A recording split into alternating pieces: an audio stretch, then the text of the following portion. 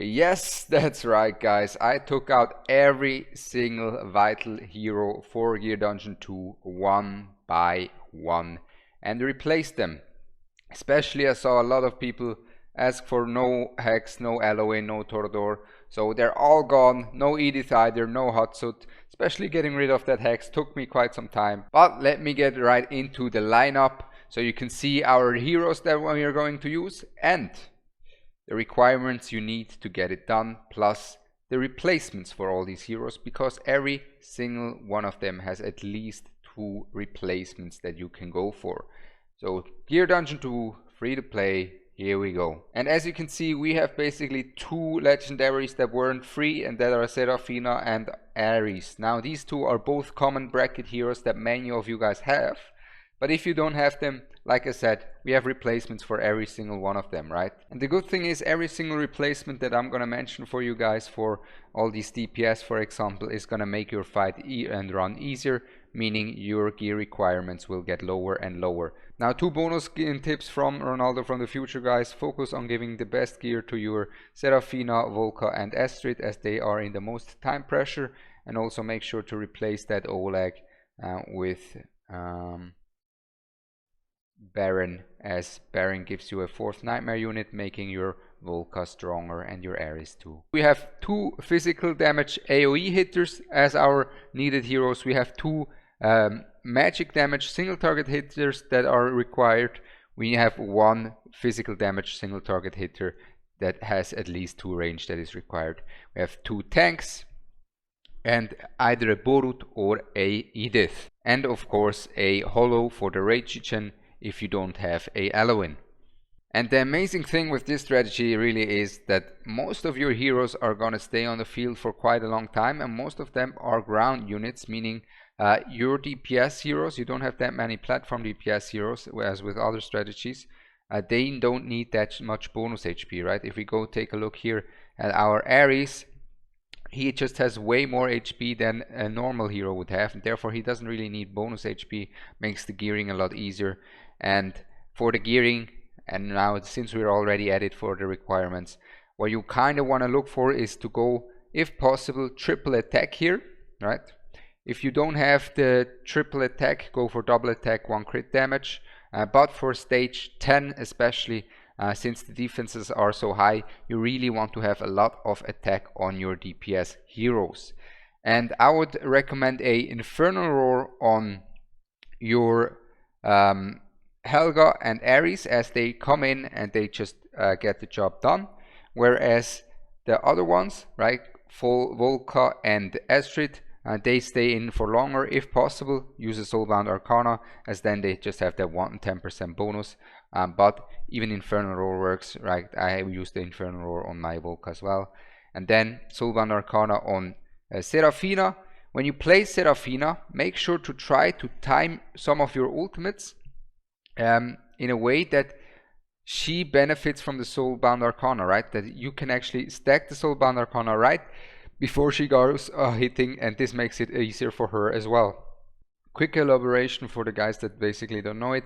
When you use your Soulbound Arcana on a hero, let's say Seraphine is down, and Eloy or Hollow uses her ultimate, the Soulbound Arcana of Seraphina will get 1 stack. So this is what I mean. You can stack your Seraphina ultimate Soulbound Arcana with not just with her ult, but with everyone's ult. So you can just place down your Seraphina and then afterwards use some of your ults to immediately stack up her Soulbound Arcana. This is something I didn't do during my run, but you can do to improve your Seraphina's damage. Then the Hollow, you want an Invix set, of course. And Hollow really wants a bunch of attack HP.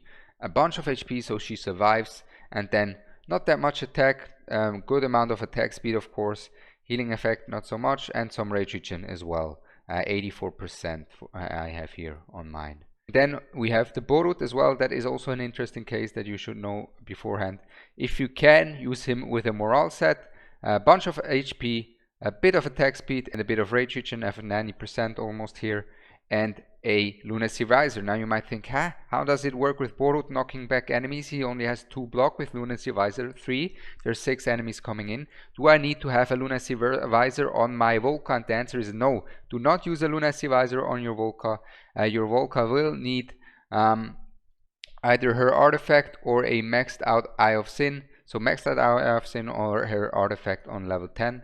Why you're gonna get away with just having 5 block instead of 6 is because Borut just consistently fists them away with his low cost ultimate, and this right here, so he consistently pushes at least one enemy away. Therefore you only need to block 5, as one enemy is always gone and coming back into it. This is why Borut works.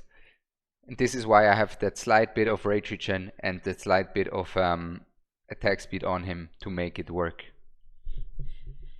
And if you don't have a morale set on him, just use a guardian set on him. Now I will show you all of the different gear sets in depth after the run, but now let's go into the replacements. So for Ref, obvious one is Torodor. It makes it a lot easier for your Nightmare units, as they just all of a sudden are Thanos thanks to his Lord bonus. And then we have Ares. Now Ares has so many replacements. A better version would be, for example, Arrogance. Lugaru works, Valeria works. Mainly you want to use a Nightmare hero for Ares if possible. So you have more Nightmare units on the field for a stronger Nightmare bonus, of course. If you don't have a Nightmare fighter that can get the job done, you can also get away with a Silas, a Yovar, etc. Really the options instead of Ares are limitless. He also does not need the craziest gear. Then Volca, everyone has Volca, so I would just run with her. I'm not 100% sure if you get away without her respawn time reduction on her A1 with other heroes, but other heroes that would work if you get away with it are going to be Ardea, Astrid, probably Valderon as well, 100% Valderon as well. So yeah, there's that. And then Borut, I might have already teased it. You're either going to go with an Edith or a Cornelian if you don't have a Borut. Then Seraphina. Seraphina has a Hex or a Soul Cadence as her replacements. If you have a Hex, you can even lower your gear requirements. The amazing thing is, if you use a Hex in this strategy as replacement for Seraphina or for Helga, he works as replacement for both of them. He doesn't need his Caprice or Sutra for stage 10, as he will have lower gear requirements, as he will have more time to kill enemies. Yeah. So there's that. Then I teased it for Helga already. Basically any single target magic damage dealer for Helga. Zillitu works better than a Helga in terms of the damage. Hex has more damage than her. Soul Cadence has more damage than her. And Magda works as well. You really have a bunch of options there. The amazing thing about her though is that she perma-stuns the enemy. Volca that comes in, which gives a lot of freedom to your tank, as your tank basically doesn't need to do shit while Helga is there because she perma-stuns them. Replacement for Hollow is relatively clear, a Rage Regen hero, and that is Eloin. The other one that works is gonna be Leia. Then Astrid. Astrid, I'll be honest here, is the best option for her job, as she just has her ult on demand and goes hard with the AoE damage. But if you do not have a Astrid, you can make a Arrogance work, you can make a Ardea work. The thing is, because they have both auto ults, you need to time their placements properly with the Rage Regen they have, so their ultimates are timed properly for your run. So Astrid is the best option for that. A Valderon might work as well. A Volca with a Torodor might work as well there, but Astrid is kind of the GOAT for that. For Isolde, Isolde is just there to give 2 bonus block for us. So anyone who gives 2 bonus block can work. A Gon works, a Crodor works, but Isolde is best in slot simply because she is also a lord for Astrid and therefore boosts our Astrid as well. Ronaldo from the future here, guys. I know I did the run with Oleg, but you should really replace him with Baron. I just tested it. It works with Baron. With Baron you have just that 4th Nightmare unit that also again lowers the Volca gear requirements again.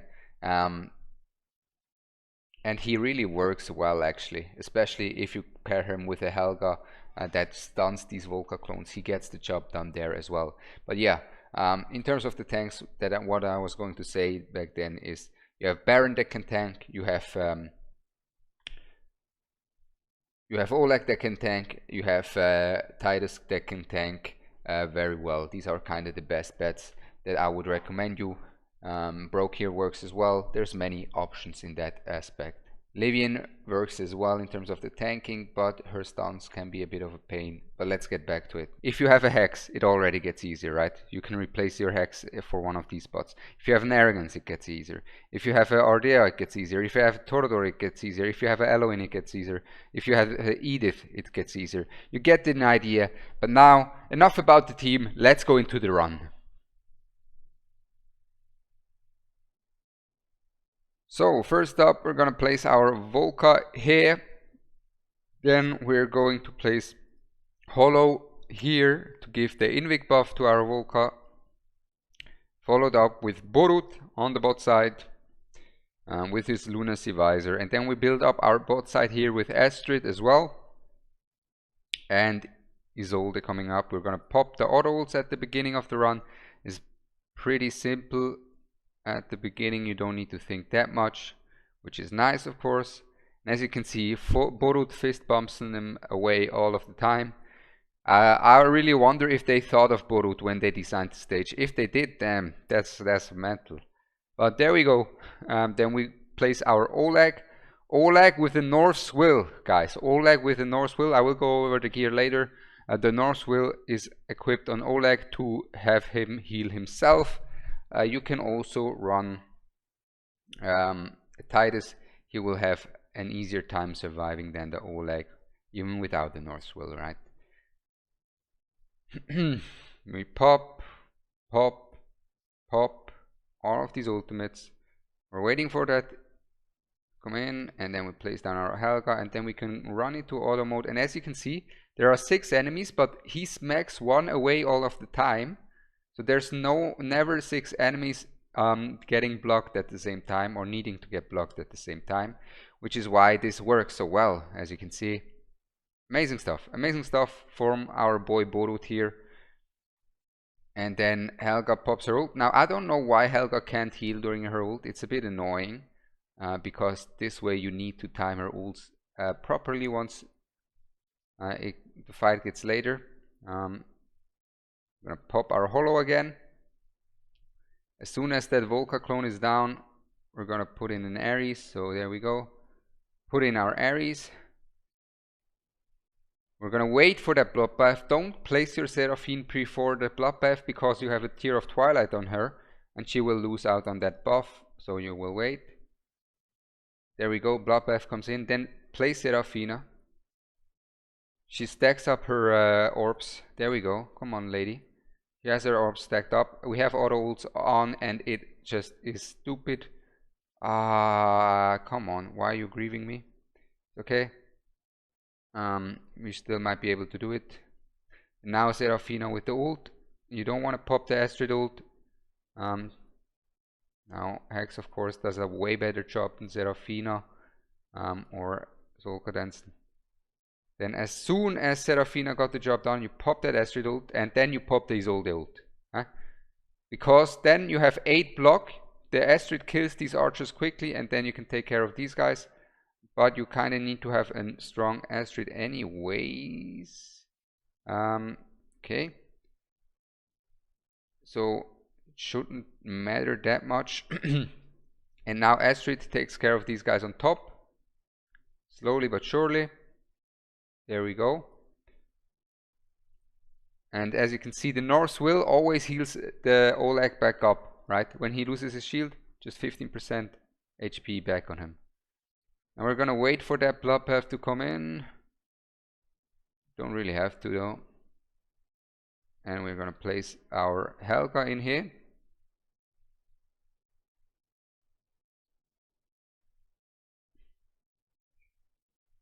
Come on. I'm gonna place the ref in here simply to give the Volca more power. More power to the Volca is what we're looking for. The stronger she is, the stronger we are, more or less. It is all about the Volca. Now, as you can see on top side, there's many units coming in. We need to prepare for that. Now when they're on the corner, we pop the Isolde, we pop the Astrid ult. And I'm gonna let them run here. I will wait for the Helga to heal up real quick. There we go. And now that she's healed, now we pop her ultimate. Come on. There we go. Pop the holo again.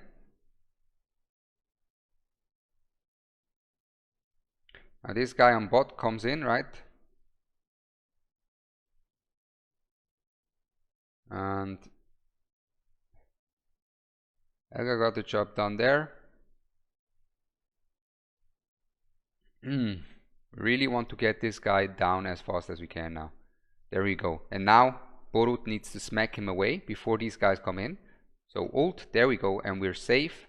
We can all just subscribe right now, so like 1, 2, 3 sub. Alright, we're almost back at the same spot. I turned it a bit back because there is a bonus tip for you guys. For the people that don't use Edith and don't use Torodor, there's a little bonus tip that I have for you. And now when this ghost comes in, right, the thing is, previously I used my ref immediately to give Volca more stacks of the nightmare bonus, but now we're gonna wait. We haven't placed our ref yet, reason being we're going to place him right now, so he gets 2 auto hits on this guy to get some bonus damage out. And after this comes in, after that next bloodbath, we're gonna pop that, and now we have her going, right? And now we delayed our holo ultimate for when the ghost is in his ghost form, so our holo can make sure our Borut survives. And now we're gonna wait for our first attack from Serafina and then pop her ult. There we go. And we will leave her in. We'll leave Helga in. We pop her ult, right? Serafina 1 shot more. There we go. Serafina will die now. There we go. And now we're gonna leave. Come on, team. We're gonna let her explode on the top side. And we're not gonna take Helga out, because if Helga dies through the next explosion, right, if we would have taken her out and tried to kill with Torodor, that Volca right here there would get 1 bonus more stack on top of that, and we don't want that Volca to have 1 more stack. We just leave that Helga like that and let that Volca die there. So we're gonna do that now. And now 1 more shot comes in. There we go. And if I'm not mistaken, that should be fine now. If I'm not mistaken, they should be able to get the job done here. And we're just now